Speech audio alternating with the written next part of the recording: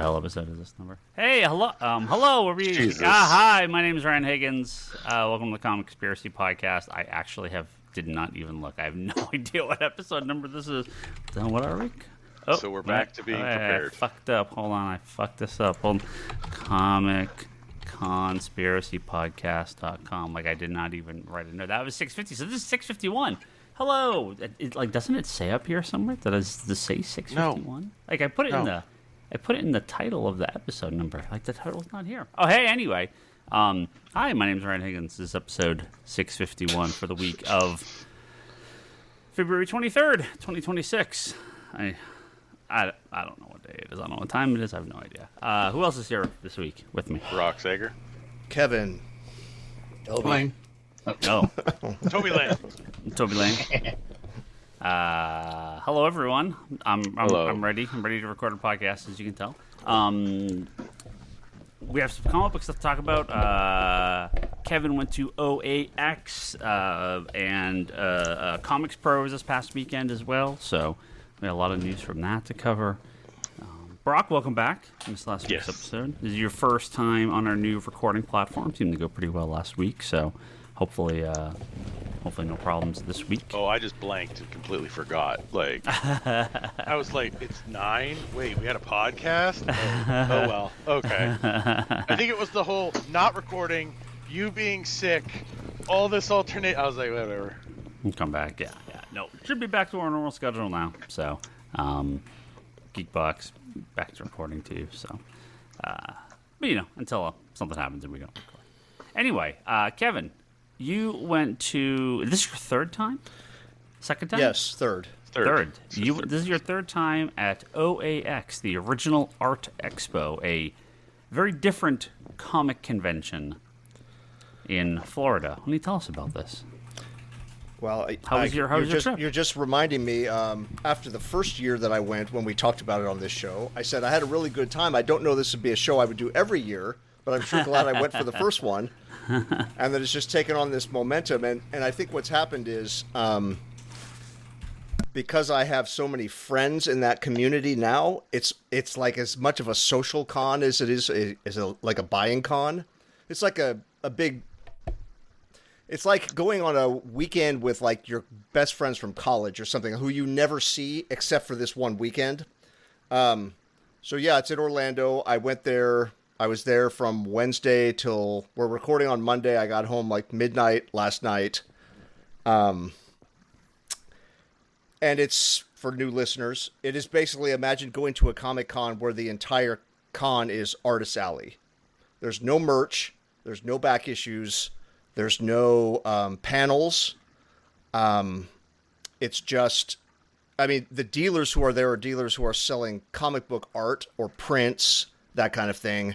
But there's no toys or anything like that. It's entirely art-based.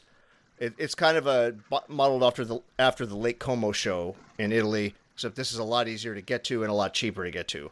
So yeah, I spent 5 days there. The con was... Friday, Saturday, Sunday. They had a kickoff party on Thursday night. There's a local comic book store about a mile away from where the convention is that has a speakeasy bar inside the store. Like you walk through the store, to Ryan, it would be where your back room is. If you walk through that door, it would be a bar. Yeah. Oh, it's cool. Like a post-apocalyptic themed speakeasy. So all the decor is from various post-apocalyptic media. Yeah. So yeah, that was the kickoff party. And what saved me at that night was that store is freaking cool as hell because it's got a lot of like vintage toys and stuff like that amongst the comics. And there were so many things. I would have easily spent $500 in that store that night, except I could not have taken any of that stuff home. I didn't bring a big enough bag deliberately. And so that saved me. I could just drool at stuff through these glass cases, but without spending money. Anyway, the show was fun, super low-key.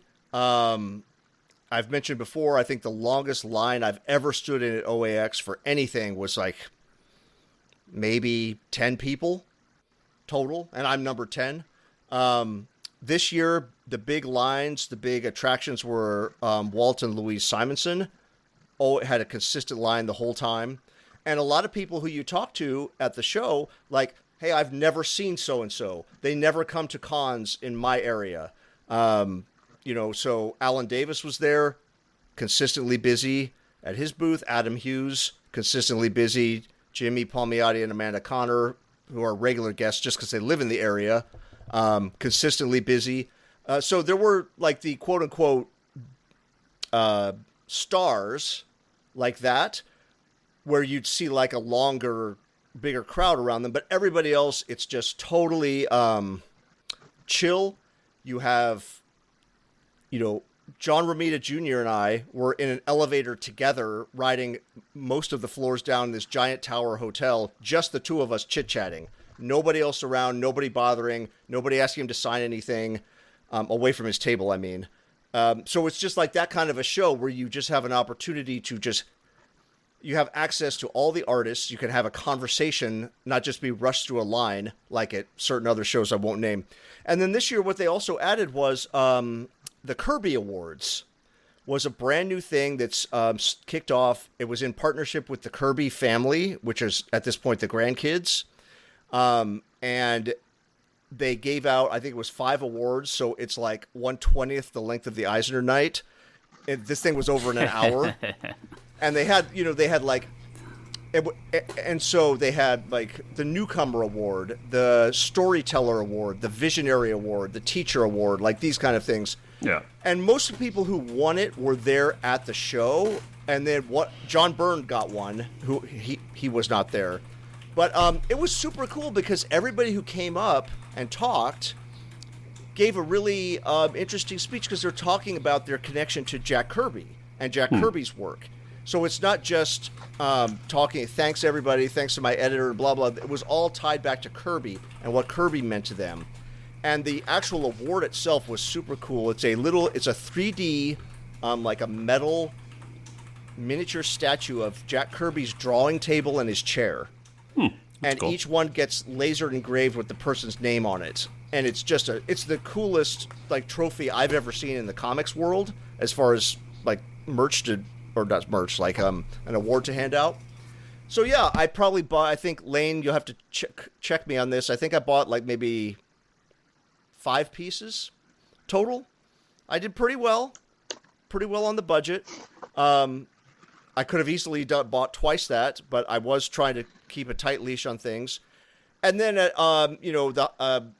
every year on Sunday, they have a period in the afternoon where it's like the free drawing time, where any artist who wants to sign up for it, and a lot of them, maybe probably half the people there, sign up for this, and you get these free sketch cards, and you can go around, and the artist will draw you something for free of your choice. It's a sketch card. Yeah, like the 3x5 or whatever. Like yeah, so it's a sketch card, and it's like a 5-minute drawing. You're not getting a commission, but it was super cool to do. Yeah. And it's always fun to see what people get. And you know what? There was what I saw a lot more this year, is that people brought their kids. And so there's not a lot for a kid to do at this show, right? I'm not talking about 5 years old. I'm talking about like middle school age and up. Yeah. There's not a lot for a kid to walk around and like look at comics or cosplay or stuff like that. But it was cool to see kids standing in line to get sketch cards. Yeah. That was just really nice to see. So overall, super fun. I had no problems. A lot of people who were leaving had issues with the weather and their flights being canceled and stuff like that. I didn't. So overall, thumbs up for me. It was, I spent more than I planned to, but it was a great time. I don't know if I'll be back the 4th year in a row. It's going to depend on the guest list. He says now. They're going to bring out, I mean, who was like the guest? Was it the Simonsons? The Simonsons, Romita Jr. and Alan Davis. They were like the headline names. Yeah, because what they do each year is they have about half the people who were there the previous year come back, and then about half of it is new, and then it cycles forward the next year. Yeah, so the people who are local, like Amanda and Jimmy, will be there every year just because it's a drive for them, not any kind of a. But then randomly I'm walking around and there's Steve Rude at the Heritage auction booth, just there, just hanging out, working on this gigantic like Superman painting. It's like Superman on the moon with the Apollo astronauts. And he's just painting there all weekend, just standing there painting. Like, other artists who are just, like, there as guests walk by and just hang out and watch him paint. It's that kind of a show. It's like a lot of camaraderie among the people because you're not stuck at your table, you know, con open to con close with 500 people in line. Yeah, how many people total do you think? Yeah, they cap it. They cap the attendance. Yeah. Oh, less than that, man. Less than that, yeah. Yeah, because they specifically don't want it to be that kind of a show. And so, and the one thing I've said this each time, and each time... You can't get away with this at Comic-Con in New York. No, you couldn't. No, like that. No, not at all. But you don't know the pleasure of, I mean, some of us know the pleasure, but I'm talking about being able to do this consistently. The pleasure of staying in the hotel where the con is held. God damn, man. Where you could just go up to your room and kick back for half an hour and then go back down. And the con floor is carpeted. I just cannot... People who don't go to a lot of conventions might be hearing that and go, yeah, so, but I promise you, carpeted show floor and a con in the hotel where you are staying is an unbeatable combination to keep things enjoyable. Anyway, so, yeah. So a lot of us sitting around, yes, they had plenty of open bars and free food and stuff like that. And a lot of us who were sitting around at these conversations, and I mean, some of these guys... Hold on. Go, Toby. Hold on. Yeah. You said plenty of open bars.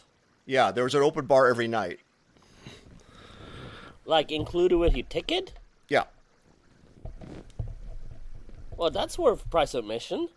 That's why I've been 3 years in a row, man.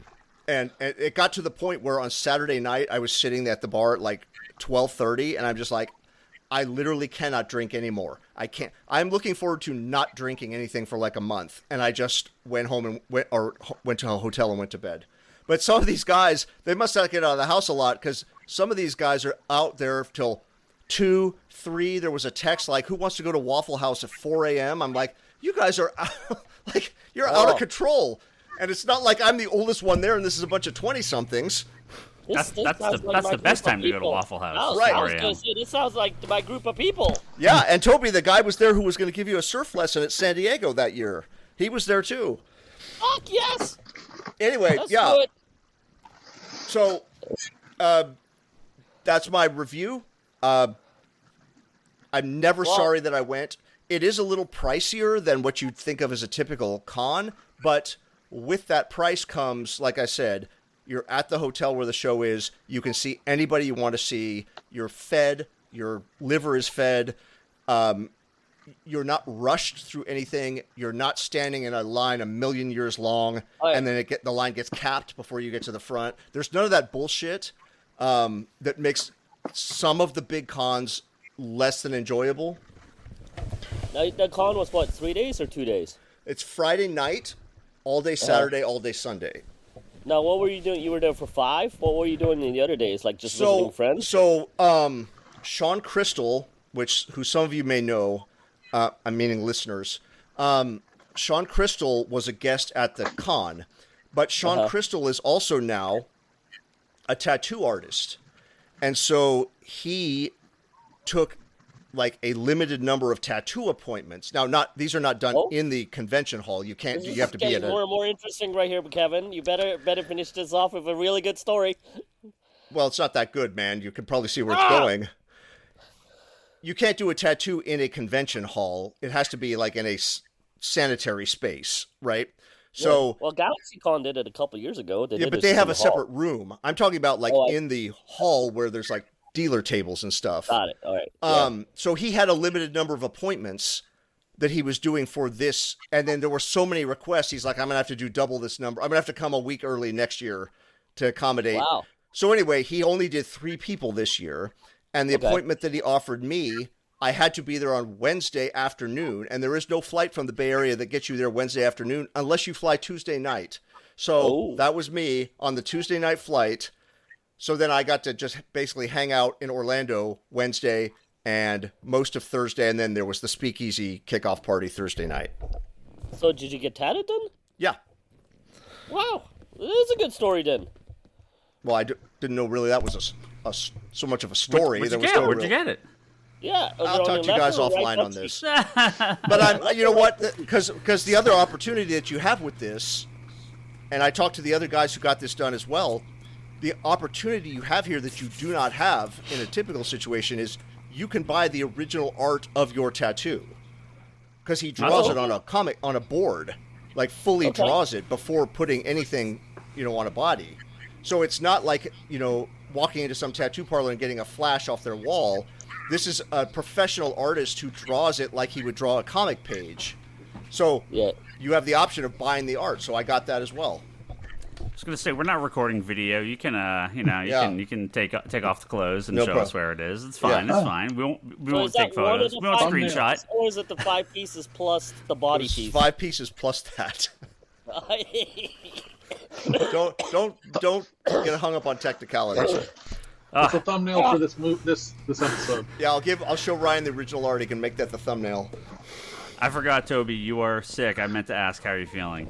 Yeah, all the bullshit answers when you're like, I'm dying. Well, I'm not dying, bitch. But I was pretty damn sick. You just sound like you're dying. Got it. Excellent. Okay. Yeah. Well, I hope you're feeling better. Anyway, that kind of sums it all up. Unless there's anything that I left out that anybody wants to ask. No. Yeah. You made me a little jealous, Kevin. Outside the tattoo, what was your like? Kevin's gonna compete you on the tattoos by next year. You're see, he's done he's slow retiring out of the original art game. No, Toby.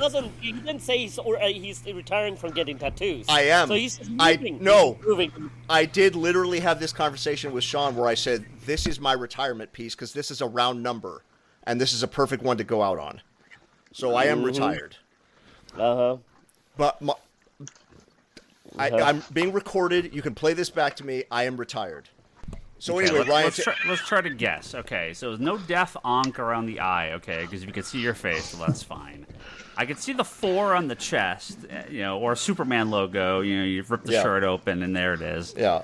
Maybe I just got a big Shazam lightning bolt on my chest. Yeah, you get some organic web shooters on your on your wrist. And some bone claws. My favorite. My favorite. Interesting. He got Superman on his ass. Yeah. Are you going? What's the Zaz? You going for the Zaz? You slowly cutting yourself and right. No, I'm doing that villain, that speedball villain with the polka dots. Who was that? You know what makes the portals? Yeah. I can't think of that character's name. Wasn't he in Spider-Verse? Spot? Oh, Spy? Spot, yeah. I'm slowly doing that.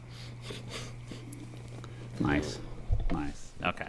Well, we'll keep guessing to them podcasts. Yeah, that sounds good radio. No, besides that, what was your big piece? What just big. One of your. I didn't spend.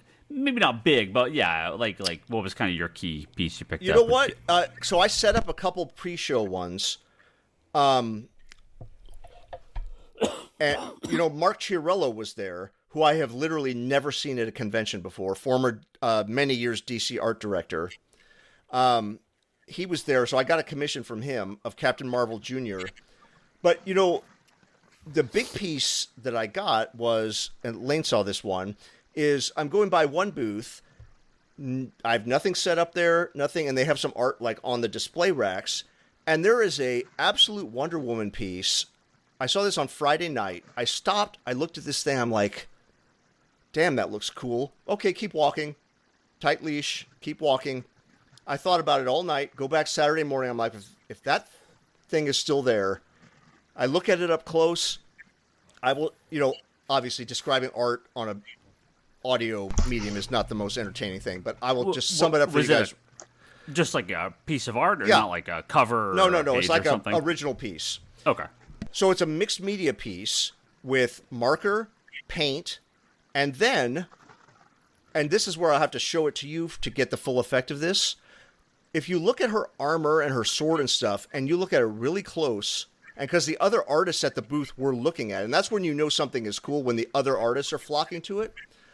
You look up close, I'm like, God, how in the hell did this guy get that? It looks like a photo of metal.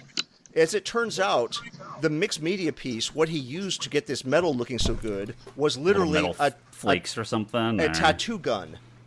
Huh. He used a tattoo gun on the comic board, on the art board, over the silver, and so it looks like used metal. It is so cool. I had no plans of buying this. I have no connection to that version of Wonder Woman. I don't read that comic, and I saw this piece. I'm like, if I walked away, if I came back and this thing was gone on Sunday, I would kick myself. So that was my big. That's cool. It wasn't expensive. It's big in size, but I'm calling it out kind of amongst my list because it was just so out of the blue and not something I was looking for. All right, neat. Those are the more fun purchases, though. I'll bring it. I'll send you guys a picture of it so you can at least know what I'm talking about. Yeah. What are your other ones? I got one of the Demon by Matt Allison. I got a couple of Shazams, and then for the free sketch time, Ryan will appreciate this. My free sketch artist this year, I chose Mike McCone, and I got him to do Mr. Mind. Nice. And so I show him a picture of Mr. Mind, the Golden Age Mr. Mind, not the giant worm. Yeah. I show him a picture, and this is how long's McCone been in comics, since the 90s, maybe? Yeah. And you flip through his portfolios, he has every character in his portfolios. I show him a picture, and he's like, what on earth? He had no idea what this was. He's like, is that a radio around his neck? I'm like, hell yeah. He's like, is he wearing glasses? What is this? And I had to explain the whole concept of this character. That's great. Nice. That's funny. But anyway, to sum up, that's the kind of thing where you can, Toby, at this show, you can just stand and have conversations with the artist because there's nobody like breathing down your neck. Like Louise Simonson and I, while Walt was drawing something, Louise Simonson and I were just standing off to the side having a conversation. Tula Lotte was this year. She and I, and I'm talking about there's nobody around. Not because they're not popular, just because you have opportunities. Yeah. That's awesome. Yeah, I mean, that was Finch's line because I saw a lot of. Oh yeah, he was busy too. I forgot about him. Yeah. Okay, I was gonna say because it seemed like at least per the art groups I follow, he seemed to be busy. Yeah, he was busy as well. I forgot that name. Yeah. He doesn't do a lot of cons, does he? He doesn't have cons, but he's always been on like Canada? At least for me, he's always kind of. I've been priced out. Like he's not in my price range. Yeah. But for this one, he did like timed versions. I want to say he did like a half an hour sketch for a certain price, and he had one for 15 minutes and so on. Okay. And I want to say the 15-minute ones was like a head sketch, but still super, super fucking detailed. The half an hour one was really, really nice pieces. Those were cool. They're really, really, really nice. I've never seen him do anything that wasn't incredibly detailed, so I don't even know. But usually, like, his prices, like, match it, right? I'm not saying that these prices don't, but like that he had timed versions that I think like for him were probably more on. Maybe I just don't know his prices that well, but it seemed like they're a little more doable. Yeah. And they still look really incredible. Yeah. Well, the cool thing about what he did was, whatever sketch type you asked for, 15 or 30 minutes, is you're not just standing there endlessly half the day waiting your turn. You get an appointment. He makes an appointment for you, and you come back, and you have like a 30-minute appointment where you just stand there with him while he draws, or That's a 15-minute appointment. So you don't have to wonder. It's like those places where you call, and there's like the whole time is half an hour, but they'll call you back, so you don't have to sit on the phone. That's what this was. Yeah, that's pretty cool. No, I saw some of the pieces posted by him, and they all looked really phenomenal. I was like, wow, these are pretty cool. Yeah. Yeah, I expect this is going to, I'm sure I've said something like this the other times, but yeah, these feel like a con that are going to pull a certain type of person and not that, your average comic fan is going to be really into, but, like, you wouldn't just walk up and be like, ooh, a comic convention, I'm going to go look at some back issues for a while. No. This feels... It's funny, we've gotten to this point where we have specific comic cons now, right? We have the celebrity cons. And I think maybe they started it all, right? The celebrity heavy ones started going, hey, we're actually more comic book heavy. Hey, we're actually more art heavy. Hey, we're more geared towards this. So it's kind of funny, like, Comic Con started kind of as a all-in-one. Well, you've now, seen... Now that things got so big that, there's special interest that can garner their own cons at this point. Yeah, I mean, there were like celebrity cons back in the '90s, and obviously Star Trek cons have been running forever. But but there would be different ones for certain shows or media events. I remember going to an X-Files one here in San Jose back in the '90s when X-Files was on. Nerd. But now there's entire the kind of catch-all comic con. You've split with so many anime conventions, toy conventions. Every toy line has its multiple, like there's all the Buck cons and all the Transformer cons, right? Yeah. Art conventions, all the cards now have. You split card conventions out to its own thing, and that's almost going to have to split in half between sports cards and gaming and Pokemon cards. We've seen just. Funko has like their own like events or had their own events. I don't know how much longer those are going to go, but honestly, didn't you post one for like the Lake Como guys are doing a Hawaii one now? Yeah, I talked to Marker last weekend. Yeah, he's next year they're going to start Hawaii Con, and the Hawaii Con's modeled after Lake Como also, which is going to be like OAX. Are they going to pull like more West Coasters and Asian? Probably. Artists? He's still doing the list. Yeah, that'd be cool. He only told me of one person so far who agreed to do it. Yeah. No, the Orlando one is separate. It's not the same people as the Lake Como. Yeah, that's Bill Cox and But the Hawaii one is actually related to the Lake Como one. Yeah, because it's Morgar. Morgar actually handles Lake Como. Yeah. Okay. Cool. Yeah, that'd be neat. Especially if you can get all the Asian and American creators over, because the Lake Como one is mostly European, right? I mean, it's mostly like European. It's European and American. Is this some American? I would say it's mostly American. Yeah. East Coast. Yeah, East Coasters. Yeah. A few, maybe a couple from UK, but like not that many from the rest of Europe. I think it's just not many big names. Yeah. Like you get like maybe if they get 4 or 5. If they get to show up for a Hawaii Con, I'm like, sign me the fuck up. I just think like West Coast, U.S. and Asia, having all those people together at an art con would be it'd be kind of cool. Awesome. Yeah, it'd be huge. Yeah, it'd be kind of cool. Yeah. It'd be far, like more so, more popular for Western comic stuff. It's funny though. I love Hawaii, man, and when we're there, dude, I pride myself that I'm cut off on all this bullshit. As a collector, I'm mentally cut off. I'm like, Island life, brah. Yeah, and then like, you gonna bring this shit over there, man? No, I don't want that stuff to be together.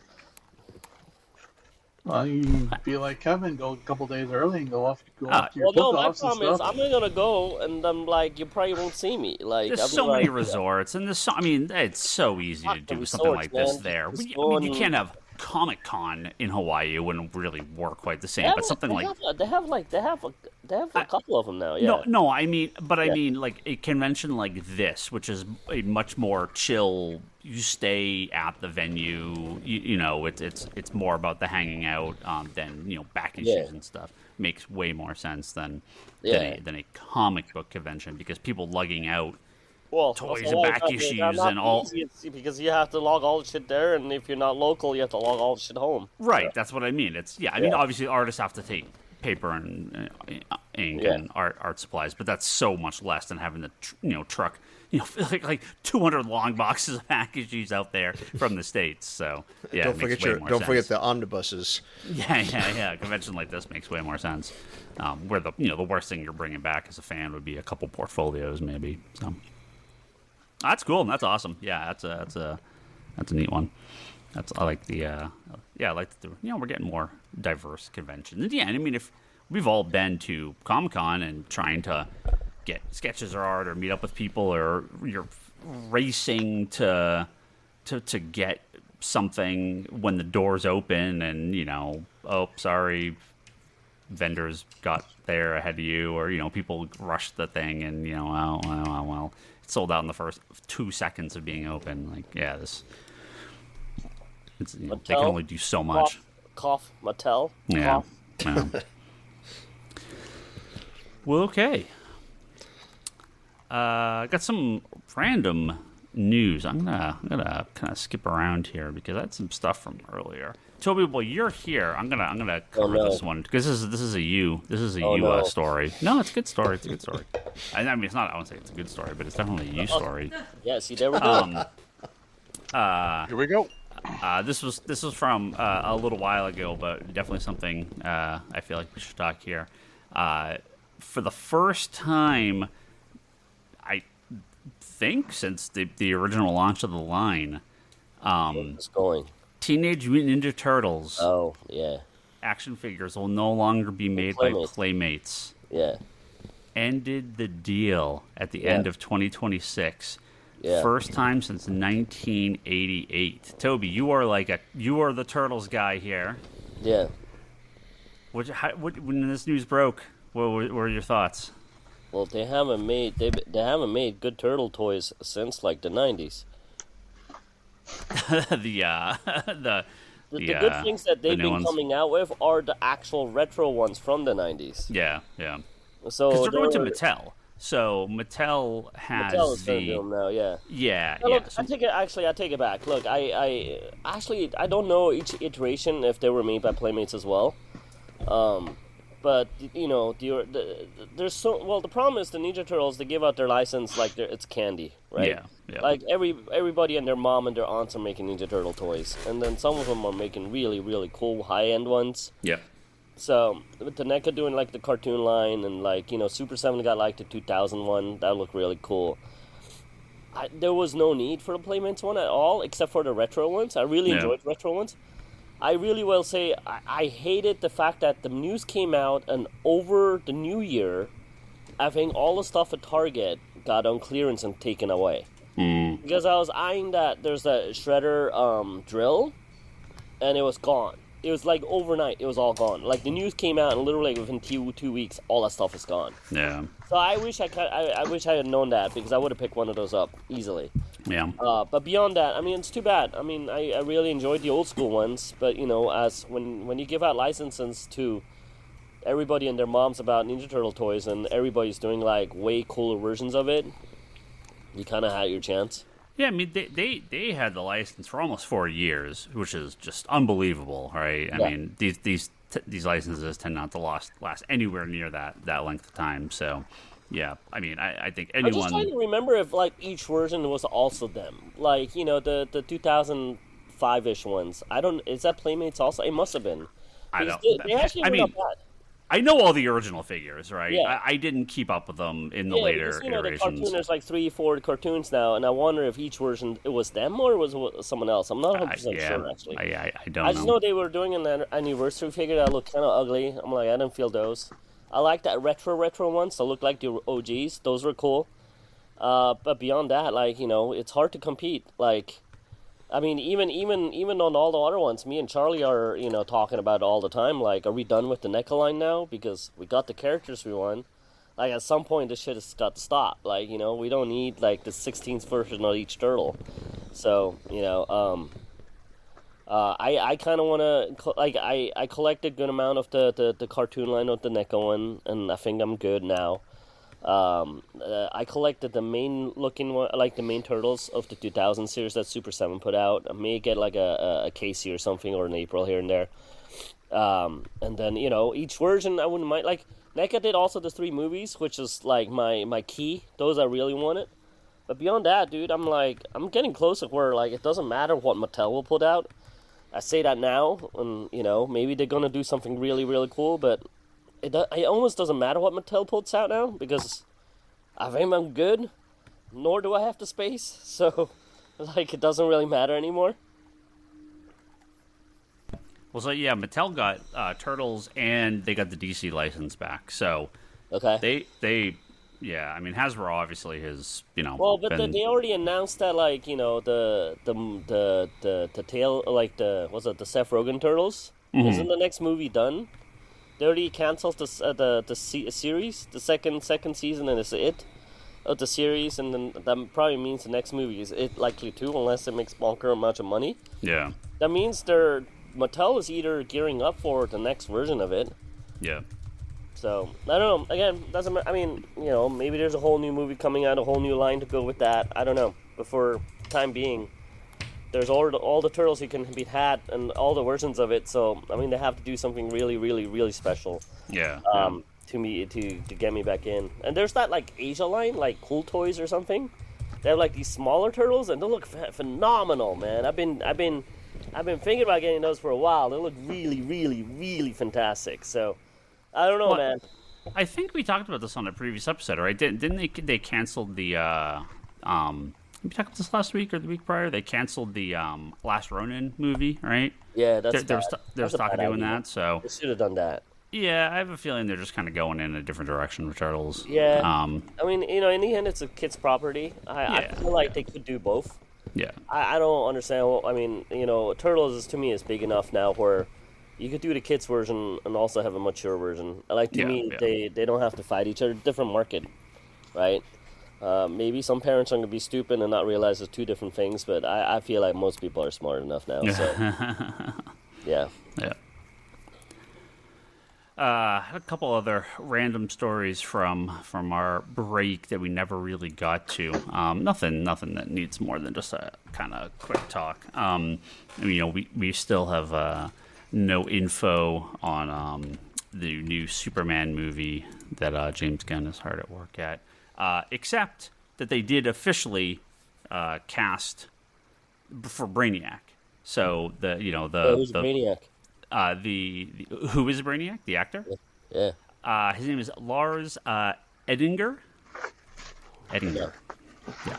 No idea. I don't know who anyone is. Yeah, you know me. I have no idea who any actor is. But yeah, we don't have much more info past that.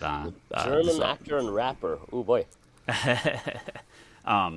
Yeah, I think most people expected Brainiac to finally make an appearance. And well, to be fair, I'll look at him and like he could be Brainiac. I just looked him up on the internet. Yeah, he has a creepy, soulless look to himself. So yeah, I can see creepy Brainiac robot, being him. So.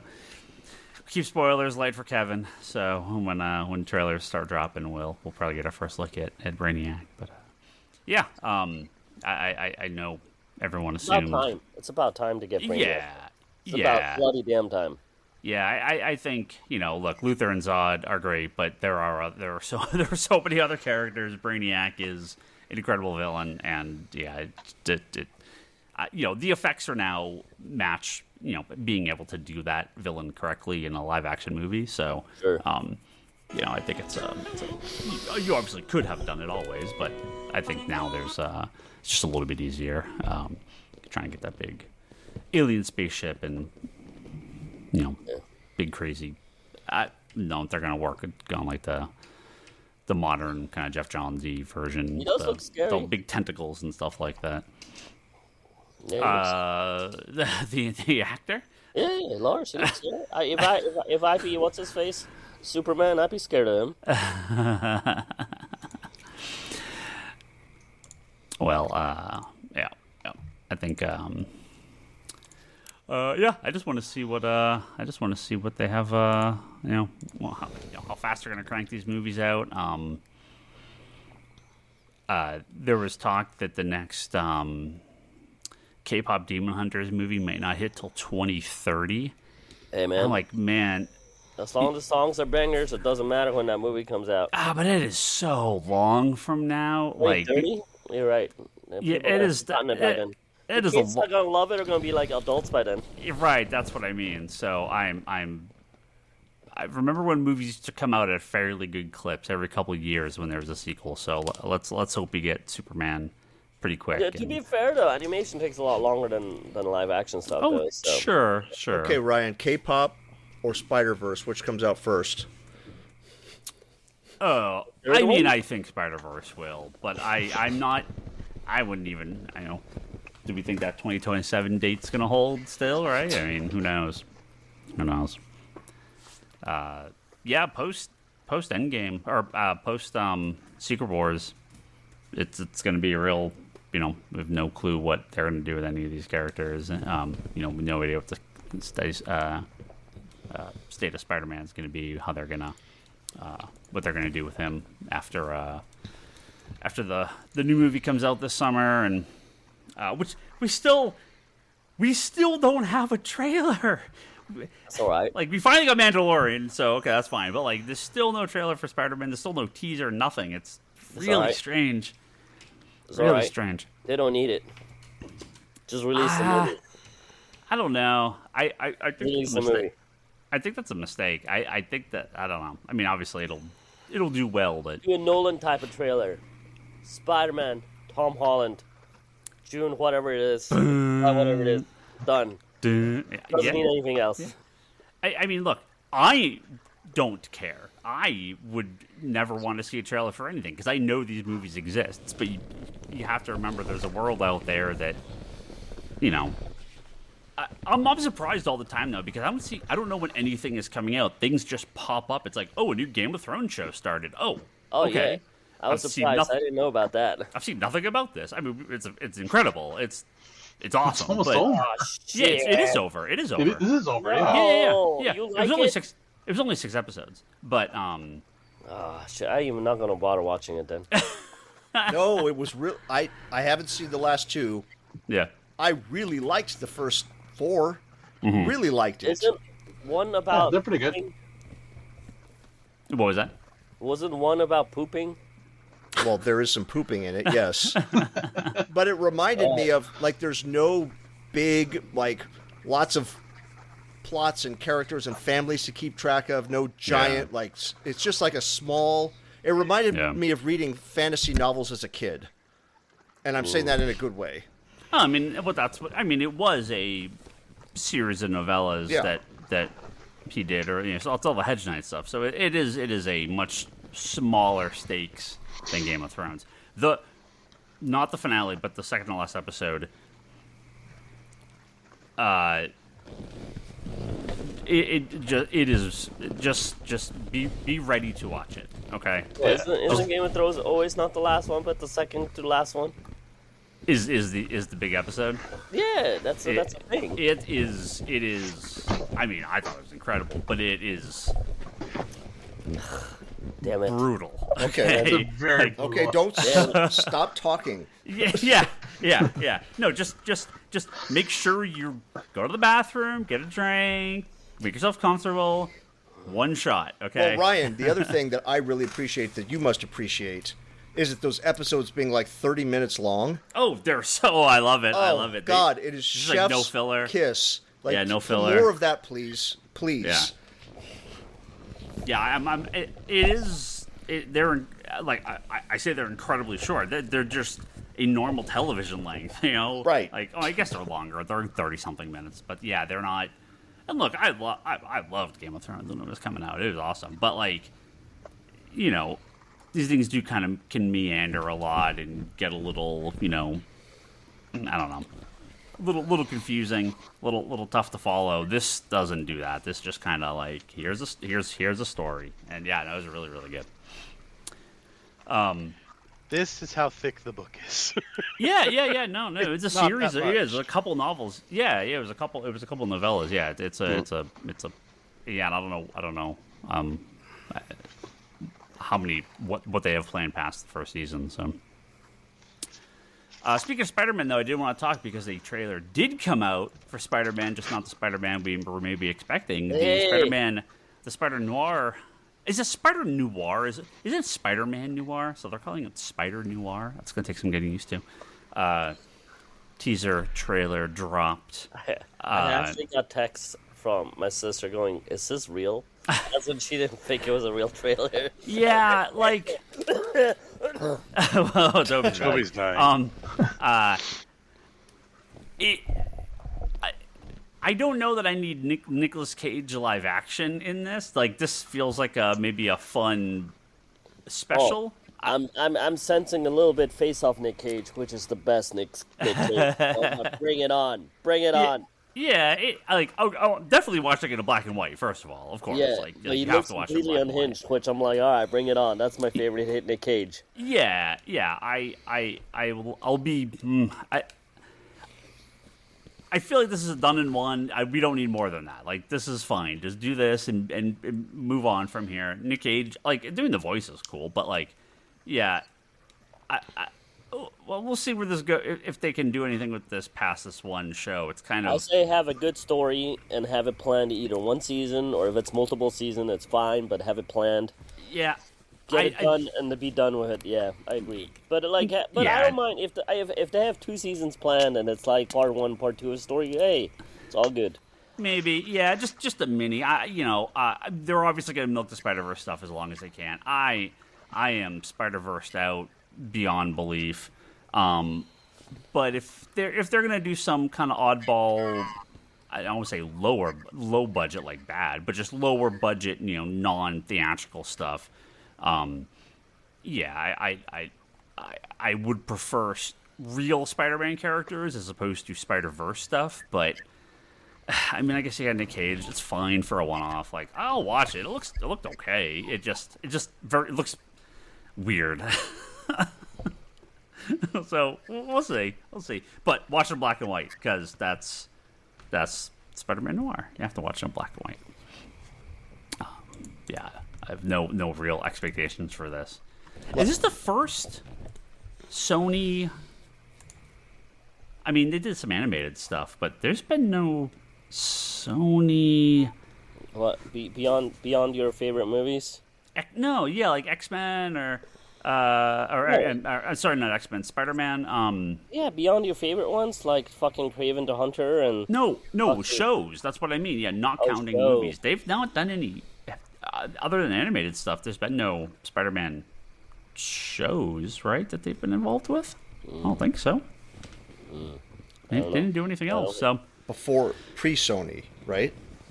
Everything was pre-Sony. I mean, in the Sony Spider-Man, in the 30 years that they've had Spider-Man, they've not done, other than cartoons, they've not done any Spider-Man television shows. Not that I can remember. I mean, obviously we have video games and other stuff, but let's hope this is at least on the level of that Amazon Batman animated show. You remember that one, the Cape Crusader? Wasn't it the Cape Crusader? Christ, that bad? Well, because you know what? Because it's like a noir show, like a throwback. That I'm not saying I watched like 10 seconds of that Spider-Man trailer, so I can't comment. I'm just saying the memory that I had, the PTSD memory I had, was the last time Amazon released a show, like a noir-based superhero show. Yeah, Gladiator took Denzel Washington out of Training Day and made a sequel. I don't mind if Amazon and Sony want to take like Nick Cage out of Face Off and make a Spider-Man show. At that point, I'm like, sign me up. It's all good. It's just very random. Of all the Spider-Verse characters, I think Nick Cage just wants to have fun. Yeah, and that's fun. And he knows he's not going to be Superman anymore at this point. He knows he's not going to be fucking Spider-Man. But he can be Spider-Man Noir, so he's going to have fun with it. So I think it's all good. Again, I am Spider-Versed out, but clearly the movies are big hits, and people like the multiverse stuff, so that's cool. And if it's a one-off, great. I just don't see where they're going to go more with this character, because it's a very nothing, one-note, a couple of miniseries. It's not I don't say it's not a real character, but it's the Elseworld characters and What If characters are not supposed to have ongoing plots. That kind of is not the purpose of those stories. You have to go back and dig up your keys of Spider-Man Noir comics now. Oh, that first issue is like a $500 comic now. No or some way. Shit. Yeah. Wait, it was before Spider-Verse or after? Oh, it's been that for years. It was $1 comic. I don't get shits about any of that. Yeah, no, it's been super expensive for a long time. Wow. All right. Yeah. So, multiverse at least seems to be hopefully coming to an end soon. There'll be the last Spider-Verse movie, Endgame, and I can't keep any name of these Avengers movies straight. Doomsday and Secret Wars should be the end of that. Then we'll have some X-Men thing. Yeah. I mean, a bunch of X-Men stuff will be perfectly fine. What else I want to get to? I had a bunch of I'll do some of the comics. ComicsPRO. They had a not insignificant amount of new stuff announced at ComicsPRO. I did not attend this year.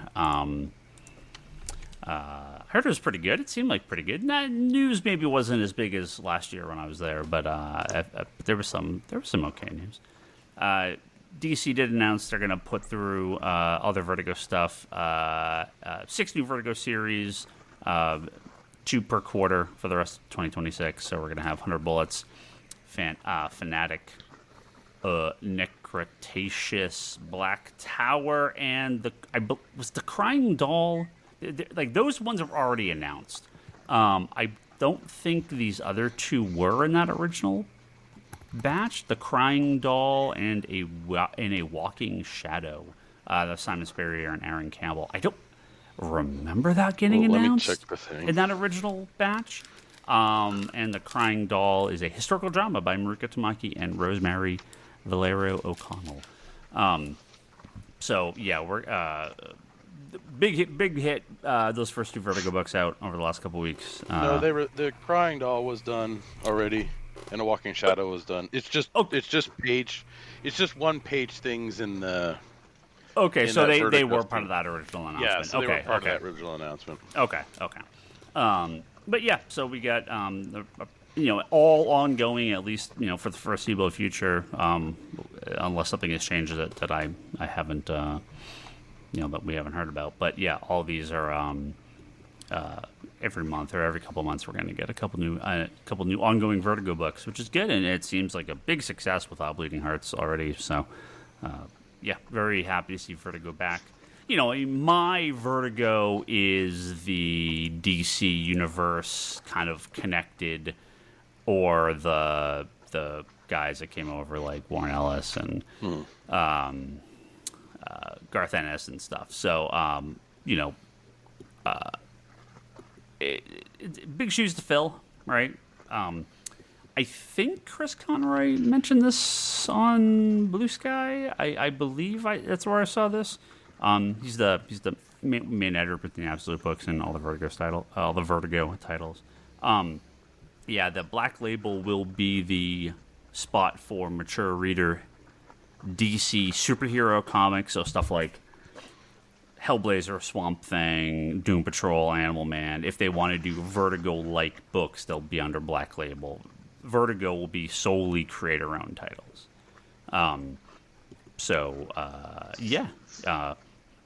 We'll see if any of these.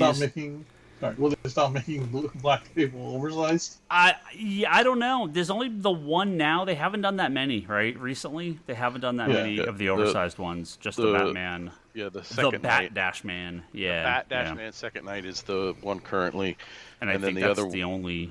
No, Sirens. Love Hurts is a Black Label book. But that's standard. But it's not. It's standard. Yeah, it's not oversized. Yep. I guess they're just leaving it up to the discretion of the creators. I don't know. I mean, they've had regular feedback from retailers and fans that they don't like the magazine size. Not for me. I have no problem with it. And my customers don't have any problem with it. No, but this has been a regular point of contention that people don't like the magazine size format. What are you going to do? I don't know. I think we talked about Distillery going on pause, right? Yeah. Last episode, and that's their entire model. That's their entire format, right? I wonder if part of their change is dropping the magazine format and going to standard comic format. Who knows?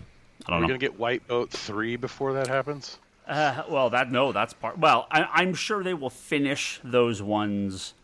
No, nothing else is coming out. White Boat will be one of those that I assume they'll just publish in the original format. But I wonder if when they come back, if newer titles will have standard comic format. I have no info either way. I just wonder if that's part of the kind of reorg that they're going to do. Again, I love the format for select books. I don't want every comic to be magazine format, but I think they're awesome books. But yeah, I think they've had quite a bit of feedback that people prefer standard comic size formats. We're also getting 2 new Absolute titles. I believe Martian Manhunter officially announced that 12 will be the final issue. Yeah. I mean, it was supposed to be 6 issues, but it got pushed. It got extended. It got extended to 12. So we have 2 new Absolute miniseries that will be taking its place or coming in, while Martian Manhunter is wrapping up. Absolute Green Arrow and Absolute Catwoman. No surprise there. Scott Snyder co-writing. Absolute Catwoman with Shea Grayson and Bengal doing the art. And Green Arrow, I had the creative team here. Where is it? I lost my note. Where is it? I can never pronounce his last name. I'm going to butcher it. I'm so sorry. Pornsack. Pichetot? I've never heard his name said out loud, so I'm sorry for butchering your last name. And Raphael Albuquerque doing Absolute Green Arrow, which looks cool. I mean, it's a much more like Deathstroke-y, like evil looking Green Arrow. Because I mean, he dies in Absolute, right? Yeah, Didn't they kill him? Absolute They Evil, kill him he's into dead. evil, right? Yeah, they killed. Absolute Evil, he they, dies. Spoiler. Yeah. But like he dies, Yeah. which I was like, Absolute Green Arrow, huh? Well, yeah, we don't know who it's going to be. So, Absolute Catwoman, no brainer. But at the same point, I just miniseries, and if you go to 12, if you want to extend it because sales are incredible, cool. But I've been to just keep this line small, keep it tight. Like they've seen incredible success. Just we still need to see Absolute Resurrection Man. So hey now. That would be awesome. Sure, but no, I do not need to see that. That's like, keep it to a couple books, 1 or 2 a week at most. I don't need 20 Absolute books. It destroys the entire reason for these books to exist. We did get our invoice too for not this week, but the week after, for Lunar, which is going to have the reprints for the first 50 issues of the Absolute comics that were released, or 50 of the first ones. It's basically double the size of our weekly order because we have hundreds and hundreds and hundreds of Absolute reprints coming in. Should satiate the shelves for the foreseeable future. I'm not sure if DC is going to need to do another run. Now, I say that, and maybe they will, but we'll see. We should have copies for a while. Jesus. What printing is number 1 on? 11 for Batman. Oh, Jesus. Is it trying to compete with Killing Joke? Yeah. It's nothing. Nothing's been even close to this. Success is huge. So definitely looking forward to Green Arrow and Catwoman and Absolute Comics. Keep cranking them out, and they seem to be going pretty good. Another very big change. Again, it kind of seems like a weird story, but is big news for kind of a very, very incredibly historical comic. For the first time ever, 2000 AD will be released in America weekly, almost at its original release run. Lunar is going to be taking. They've had some books from Rebellion, the publisher of 2000 AD, but the weekly magazine will be Lunar will be co-publishing 2000 AD in the U.S. at roughly the same time as the UK release. I want to say it's like it's like a week or 2 off. Was it like a week after or 2? Yeah, 2 weeks after the UK on sale date. Mm-hmm. 2000 AD is perhaps the most important British comic of all time, and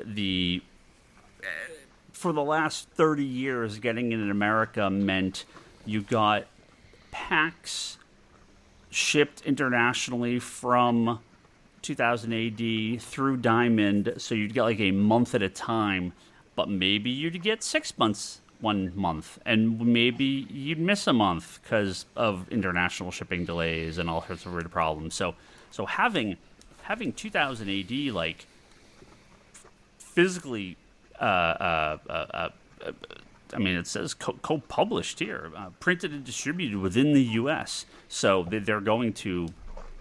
it's going to be domestically printed and coming weekly, and that's awesome. I think 2000 AD has always failed, and a lot of those characters have failed to get a kind of foothold in here because of how impossible it is to get those books. You look at manga, right? I mean, all the manga stuff comes out digitally. It comes out here through Viz or Kodansha or any of the publishers. It comes out not at the same time, not in the same format, but it comes out in the graphic novel forms fairly quick, and some of them are like, close to international releases. We've never been able to do that with 2000 AD in those books. So, yep, for the first time in like almost 50 years, 2000 AD is going to be published here at the same time as the UK, and which is really cool. So that is, secretly some of the biggest news to come out of a comic convention this year. Although it may not blow up the sales charts, it is a monumental shift in one of the most important comics ever printed. I'll do one or two more. Oh, okay. Well, this is for Toby. This one's for Toby.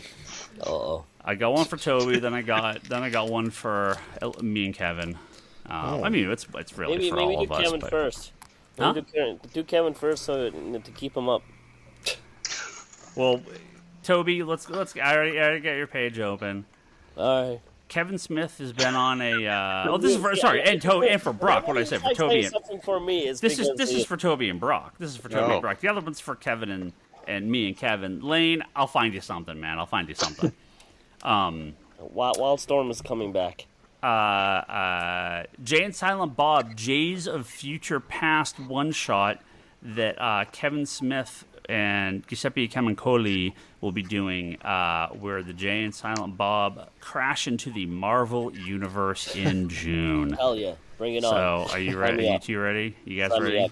Sign me up. Snoochie Boochies? Yeah, I just don't want 100 covers. But there's going to be 100 covers. No, I don't want 100 No, there's covers. 420 covers. No. Whoa! Sign me up. Yeah. So your boys, he's been doing a bunch of comics recently, but yeah, he's gonna be doing. Oh yeah. Bringing Jay and Silent Bob into the Marvel Universe. Fuck yes, go wreck it. I'll take Jay any day over Deadpool. Any day. Well, I'm sure you don't think it's going to be if they have a Jay and Deadpool off, bring it on, man. Yes, that's right. Jay all day long. Of course, they're going to have Jay and Deadpool. Team J all day long, man. It's not even a contest, man. Of course, they're going to do Wait a minute, Ryan. A story with the two of them. What is your ordering strategy going to be for this? Oh, he's going to be like, I just order all these, and then when Toby walks in, he goes, look at these covers, and I'll be like, fuck. So, okay. So, the Kevin Smith comics that he's done the last year or two, because he's done a few things, there's been a little bit of interest, right? Him doing something at Marvel would have more interest because obviously he had an extremely successful run in the 90s, so a lot of people are going to remember him from Daredevil. This is just like a kind of goofy one-off. We'll definitely have people that want it. I could see some of the variant covers being fun, but it's something kind of keep on the shelf for a few months and then it'll kind of disappear. It'll have an audience for sure, more so than the other random stuff he's done in the last. He did like the Archie thing, and there was he did a Masters of the Universe thing. Yeah, and there's just not really much interest in that stuff. He was doing Green Hornet for a long time. He made. It was a while ago. That was the Dynamite, but I don't know how much of that he actually wrote. He did the Green Arrow Daredevil crossover. Yeah, in the team up, right? But that's just part of another book. Yeah, but no, I mean that makes so much sense because those were both. Yeah, those are his two books. Main characters he wrote. Yeah, I wouldn't mind him coming back to do a proper book again, though. Yeah. Like I genuinely really like that Daredevil run, and I really like that Green Arrow run, even though the sequel to that Green Arrow run might be a little bit better than his, but I still really like this run. Yeah, it's a silly one-off. It's I'm not putting a ton of doesn't. No, I'm just saying. Make me mad or doesn't. No, but if they're gonna announce like a Kevin Smith proper miniseries or ongoing of one of the big characters, I would be up. I'd be sign me up. Mm-hmm. Is this going to be a red bag book? Maybe. Are they going to have blind bags too?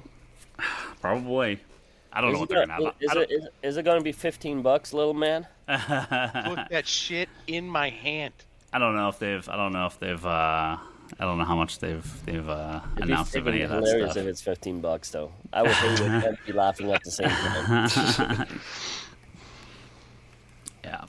I could see all his movie covers with like homage versions with superheroes or something like that. No, don't give him ideas. I'm sure there'll be a bunch of no covers. need to give him more ideas. Well, man, the gambling blank covers or blind bags though, those things are popping up all over the place. Don't give him shut up, Brock. Just don't give him ideas. I sold so many of them fucking blind bag, fucking Marvel Endgame books when I was there for 4 days. It's unbelievable. But no, I don't want any of that shit. I had somebody call asking about the Thundercats blind bags. What? Not any of the Dynamite stuff. No.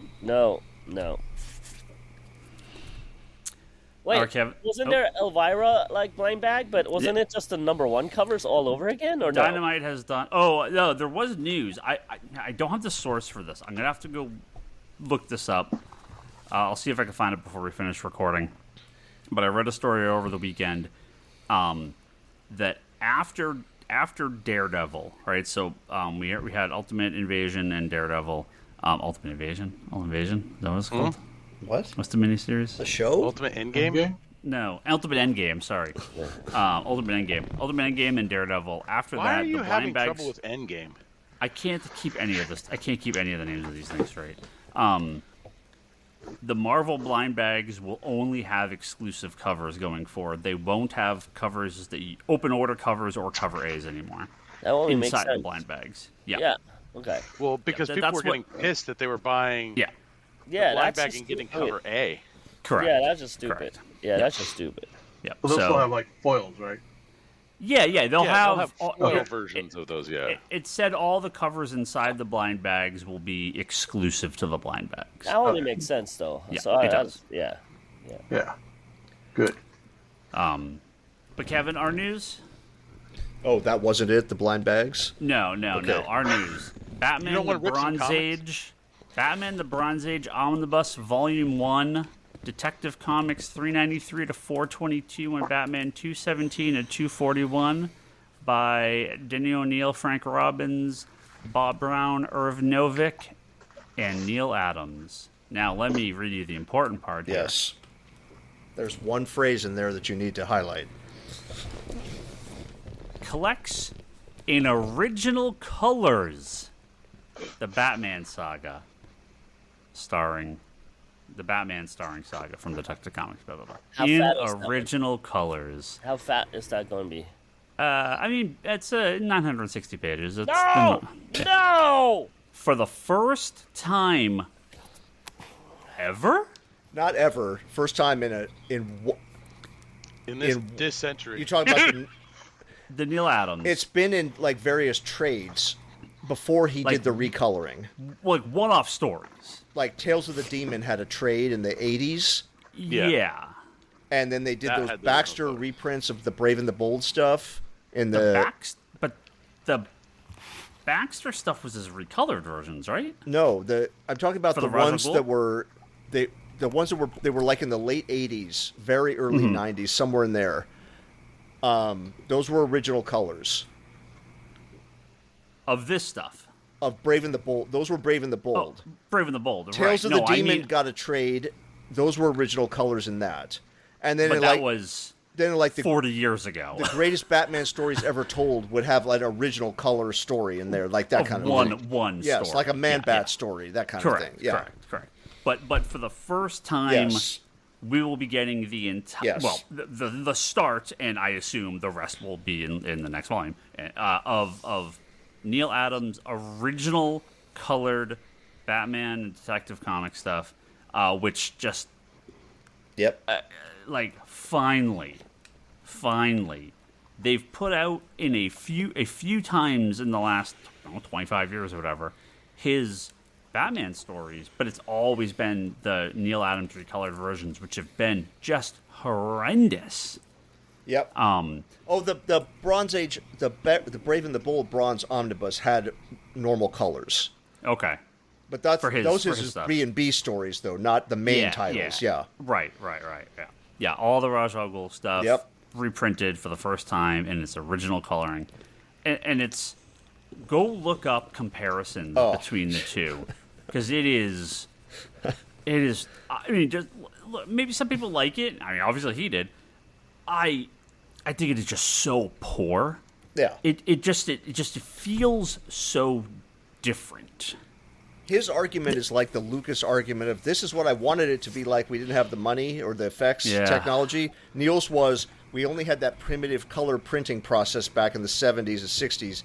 This is how I would have wanted it to look if I could have. It's like, nobody wants to see the Batman stalking the night in his bright blue plastic cape. It just doesn't look right. No. DC famously has recolored it, and look, obviously Marvel has done it, and we've talked at length in the past about the 10th volume of a Superman Golden Age omnibus. Like, I'm only going to be so picky about, right? But arguably, Neil Adams' Batman run is like one of the most important runs in all of DC Comics history. So this is one that you cannot fuck around with. Batman Year One has been recolored, and while it is different, I don't think it's so dramatically different to bother me anywhere near as much as Neil Adams' books. Killing Joke definitely bothers me. I do not like the recoloring job on Killing Joke. It's not as bad, but I prefer the original much more. Stuff like Sandman, the recoloring is perfectly fine. That is not nearly also not nearly as bad as I think as some of these other examples. I think just all of the Neil Adams stuff that he recolored himself in the 80s and early 90s, it's just rough. It's just really rough. I'll go into the group chat here on this new thing that you're doing. Is There's that a group chat? Yeah. Oh, hey, chat. Is that the Batman? Is that the era of Batman? Because I've been looking for that era of Batman. I don't even know. It's just a link of a logo. Oh, here we go. Oh no, Toby. Yeah. No, that's a little bit later. That logo you put up is like that's the early 80s, the late 70s, early 80s. Okay. This is the one before that. But it's a similar logo to this one. Similar. Isn't that the one where it's Batman inside the wings, basically? Well, you can tell me later. But the Batman logo I just showed you, that's the Batman I'm waiting for. But that's where I start collecting, basically. Yeah, so that would be the next. If they did a volume 2, maybe it would get to that. Okay.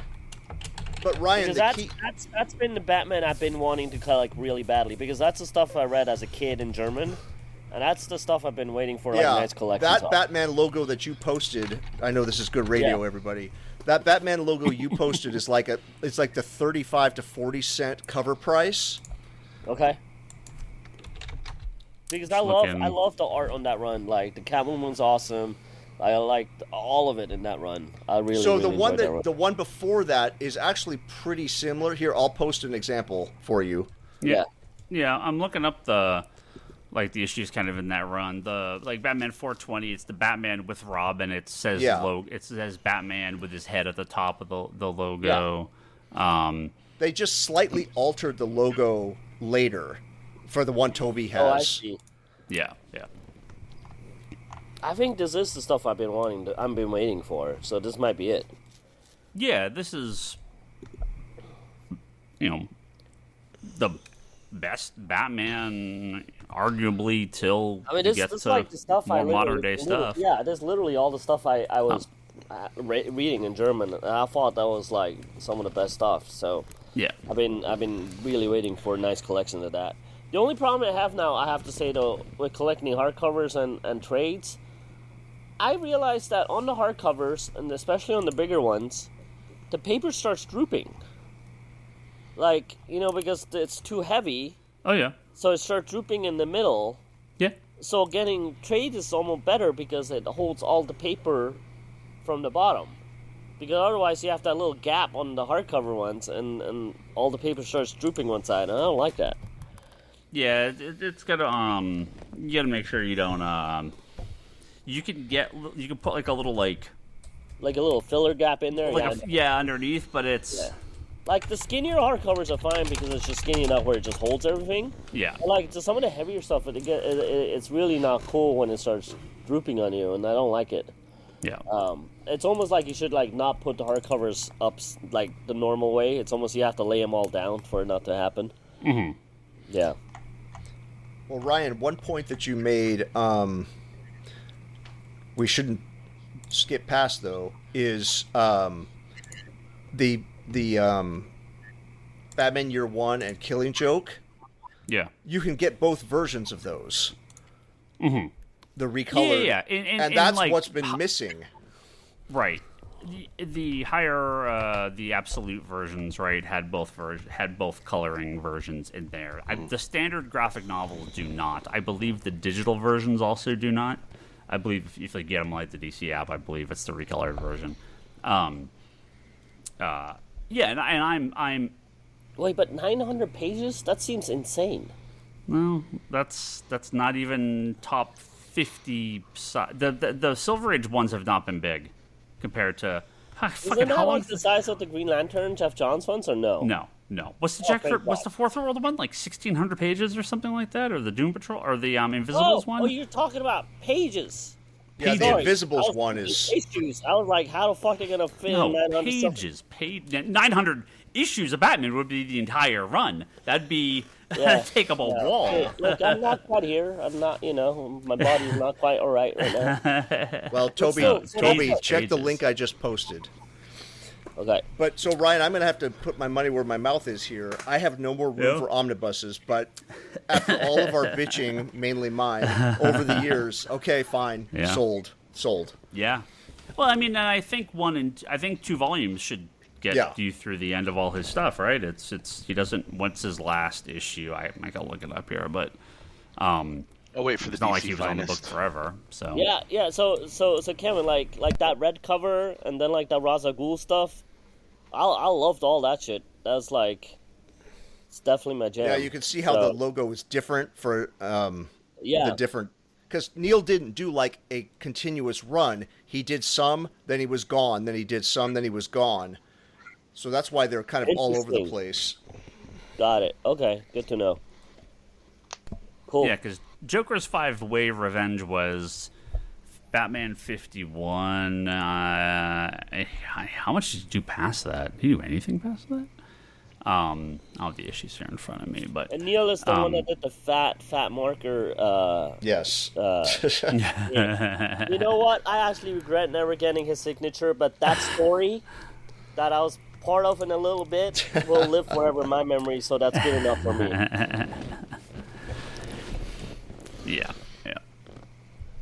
Yeah, so 410 was his final issue of Detective, and 255 was his final issue of Batman. But I mean, it was so. So is this Omni kind of the size like the Grant Morrison ones?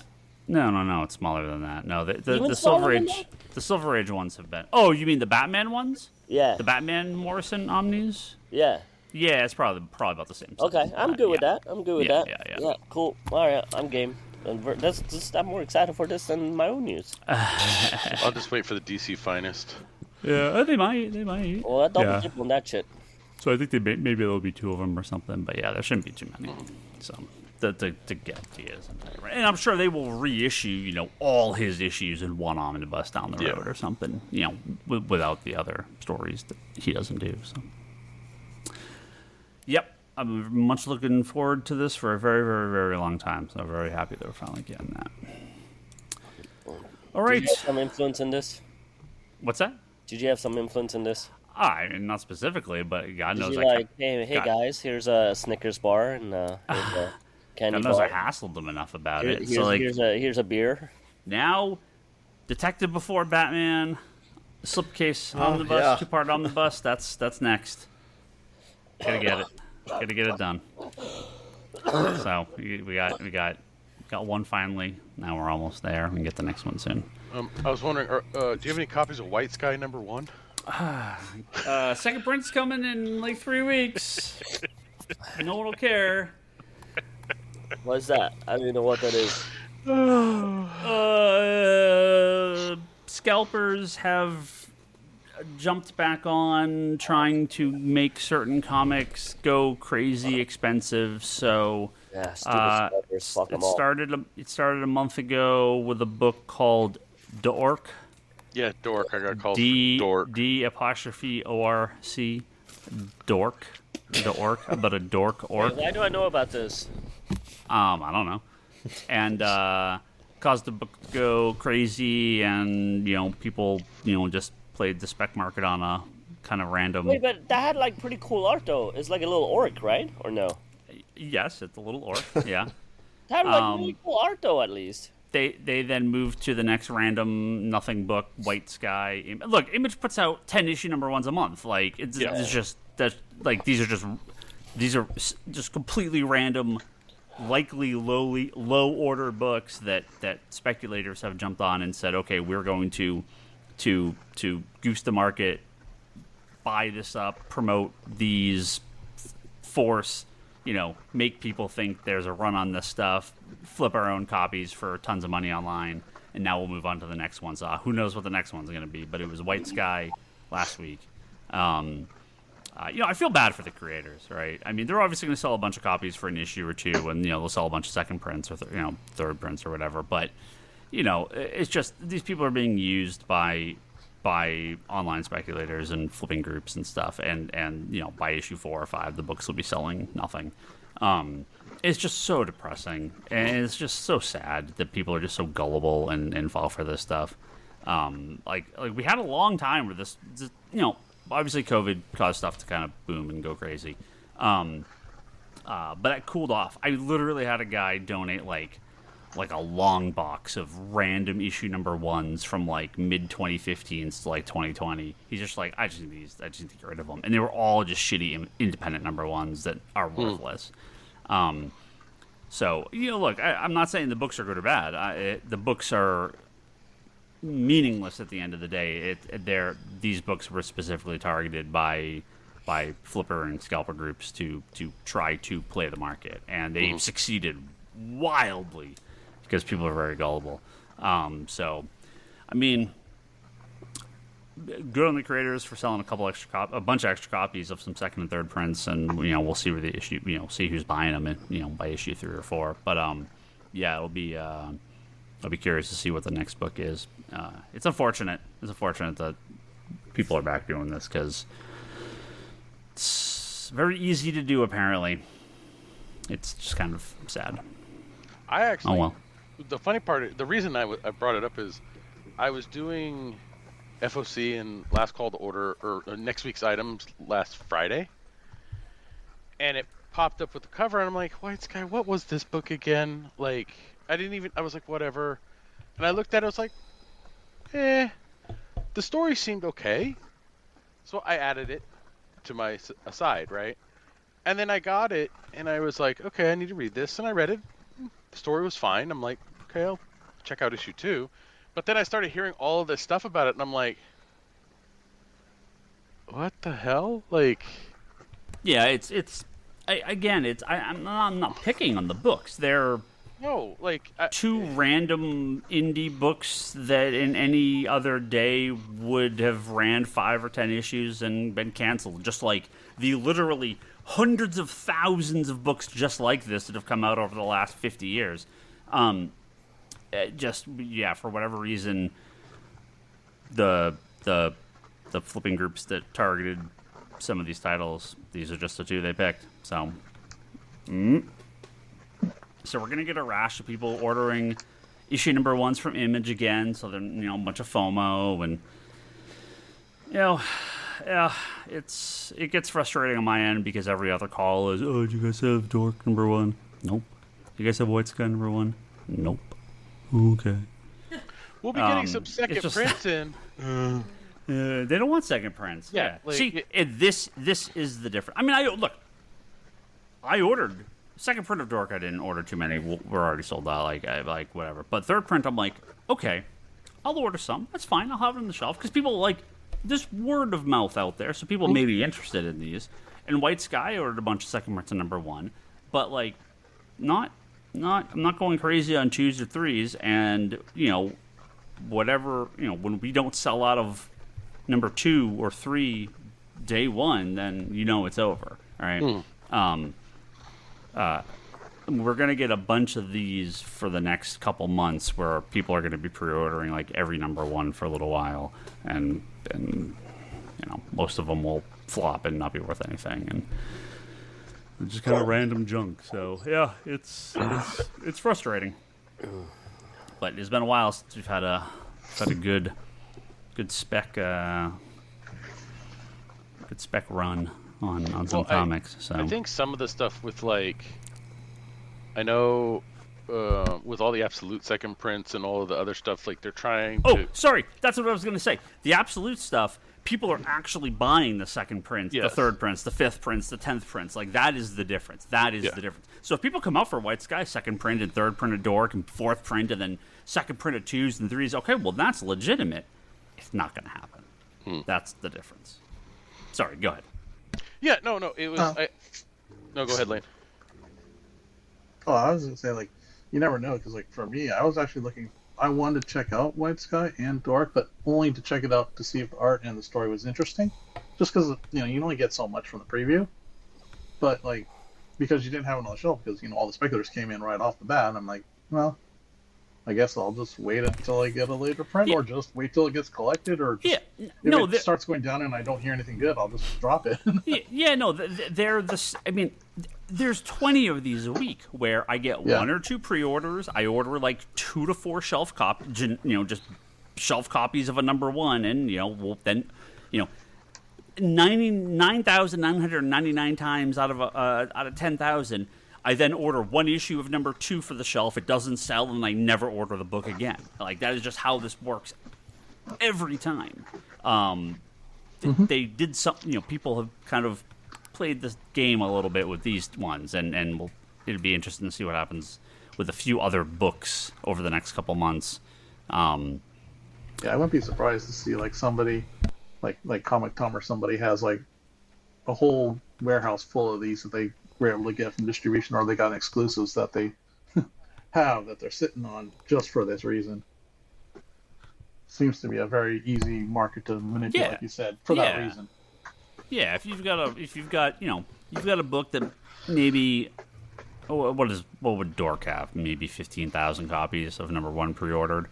10,000. If you've got a couple thousand people, if 2 people go to every comic store and request Dork, that's every shelf copy, right? I mean, that's every shelf copy from every shop. Because who the hell ordered more than a couple copies of this for the store? So, because again, and I'm not nothing personal. They're just 2 more random books in a group of 1 million random books that come out all the time. There was nothing different about these books that there was any buzz at release or FOC. The buzz is the money that they are selling for, which when that is the buzz, it's a fake. It's a fake inflated market. So, but Toby might like Dork. I don't know. It's about a little orc. No, it sounded interesting. I saw the character. I thought he looked cool. Yeah. I didn't know there was all this hoopla about it, so it might have been done the wrong thing. Now I might not care. Exactly. I'm not dancing that dance, so better hope that it comes out with a trade, and I'll check it out then. Yeah. It will. All right. Well, now we get that rant out. I think we're going to go ahead and wrap up. Appreciate everyone for listening. Thanks to Edward at GeekyVillain.com, Joe Duff, Kelsey May, and Jimmy Rivera at the Social Forum Podcast Network, DDT Wrestling, and Grace the Nurse Podcast on YouTube, and everyone else that supports us, patreon.com/Comic Conspiracy. If you like this episode, go over there and kick us a couple bucks every month. We do appreciate the support. You can also go to comicsconspiracy.biz, purchase some comic books from us. That's an even better way to support the podcast. Although, I don't know, both are very good. But buying stuff for mail order or pickup from the shop as we continue our massive expansion in warehouse back issues and eBay, Brock shipping and receiving, mostly shipping, has will never end, Brock. I know. Will never end. Toby, our eBay scores though, man. Yeah, it's very good. Yeah, Toby and Lane. Toby, are you out tomorrow? I'm assuming. No, man. You in? Yeah, man. All right, Gotta Toby put that and on Lane. I had a bad one by not being there on the last week, but that was not on purpose. Well, you're sick. So if you're feeling better, check our Whatnot page. Toby and Lane and possibly Kevin. I think Kevin's back. Yeah. Should be back on Tuesday night. We've been just testing out some of our online sales through Whatnot, doing some dollar comics, some indie stuff. If anything, just come for the entertainment. Yeah. Hang out with the boys. Yeah. Yeah, I'll have to get like an official link for that and put that in part of our Well, notes here. the first one where we sold nothing, and then we went to 68 books. Yeah. Just selling some cheap stuff, just testing out the system, testing out the shipping, trying to get everything figured out. So, these are let's call it a cold opening. I do it mainly just to annoy soft Brock. Soft opening. I have no skin in this game at all, except for I get to annoy Brock with the more we sell, the more he has to ship. That's my skin in the game. My goal is to get over 100 on this new one, and if I reach that, I'll be yeah. What not right. shipping is fucking dumb. Love you, Brock. Thanks. Try to go, Mm-hmm. the goal is That's why we're testing this out, because we're trying to work the kinks out so we can get the shipping over stuff. 100 on this next one, and then over 150 in the week after that. Be ready. Toby has goals in mind. Yep. Numbers in my head. Well, go check out conspiratobrock.com, Brock's website. Post on stuff on there occasionally. Our buddy Toby, our buddy Charlie runs the Wanderers in the Fourth Dimension podcast, talking all about Doctor Who. You can see Kevin's interview series Between the Panels at fanbasepress.com, and a page I love at Comic Art Live on YouTube, and my wife Leanne at leannehill.com. You can see her artwork on there. And if you're on Blue Sky, I'm on there. Ryan Higgins. Brock is Brock Sager. Toby is Toby XI. Kevin is at Kevin Sharp. And listen to Geekbox. What the hell did I talk about last week? I don't remember. Mario. Sure it was Halloween.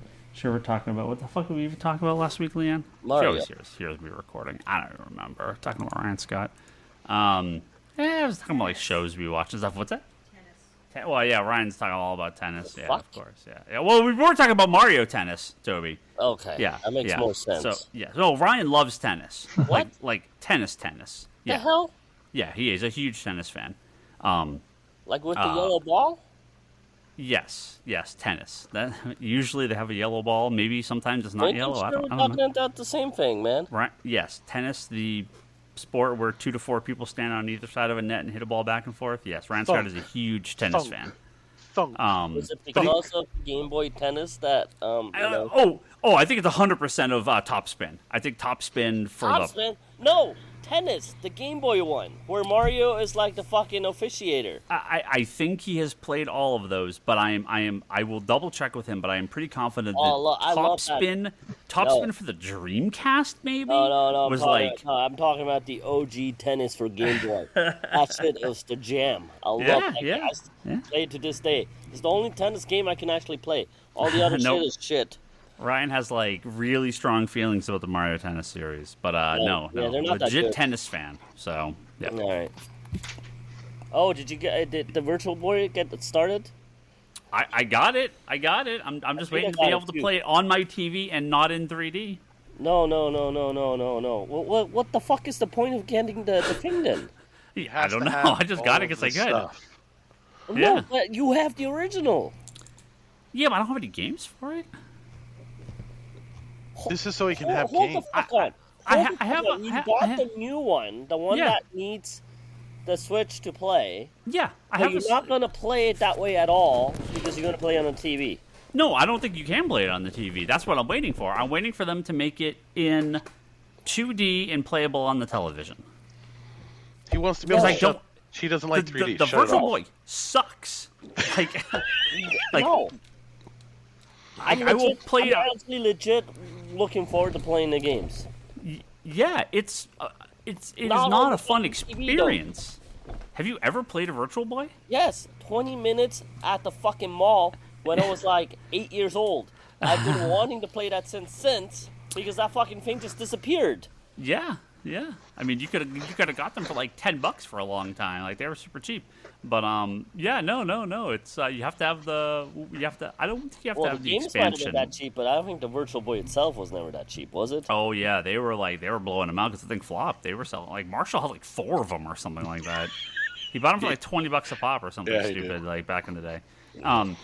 Yeah, no, they you have to have Nintendo Online. Oh, you have Nintendo Online. And then you have to have the Switch, and then you have to like physically insert the Switch into the Virtual Boy headset. Yeah. Like, no, it is not an enjoyable experience. Like, I love Nintendo, but the Virtual Boy sucks. But I want to play those games, so I will. I mean, I guess eventually just get an emulator or something and just play them on TV. But no, I don't want to play the Virtual Boy. It is an unpleasant experience. Fucking fake Nintendo fan. You're forgetting the part where I said I want to play it. Just No, but you're not wanting to play it the way it's meant to be do played. you have the Mr. 3D Purist. turned on your 3DS? No, No, turn that shit- I actually did turn that off. I'll be honest. Yeah, turn that shit off. It's awful. Yeah. Well, I tried it though for a second, and then I turned it off. Like it's a 3D This thing. is not It's a real 3D. This is like a layered 3D. This is not even real 3D. It's just Yeah. there's layers to it. It's like you remember when you're a kid, you had to go to like fucking preschool, and you had to like cut off this fucking shoebox, a hole where you have to like look through the hole, and then you have to create this fucking scene that meant something to you, and you bring it to the teacher, and you tell a fucking story. That's how this is. It's like fucking just layers of fucking lines. There's a man. lot more to that story that needs to be unpacked. No. Are you talking about There's making not. a diorama? Yeah. Okay. Yeah, that's how this fucking Virtual Boy thing is. It's like just layers of lines. It's not even real 3D, man. No, I know. I do not like it. So it hurts my eyes. It's uncomfortable We'll see. experience. So We'll see.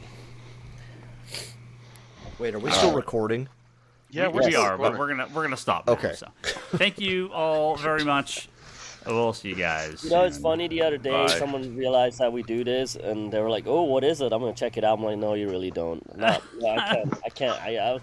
For us to keep talking, I'm sorry." See, Ryan, This what is- you should do is make a Patreon bonus tier where you just record all this nonsense that happens after the actual show and just release that as a... Put that there. Yeah. Well, they can just Ryan can just title it "The Time Toby Yells at Ryan." Yeah. Well, it'd just be the entire podcast. That's Okay. true. Now I'm actually gonna Okay. stop. Goodbye, everyone. Sure. Goodbye.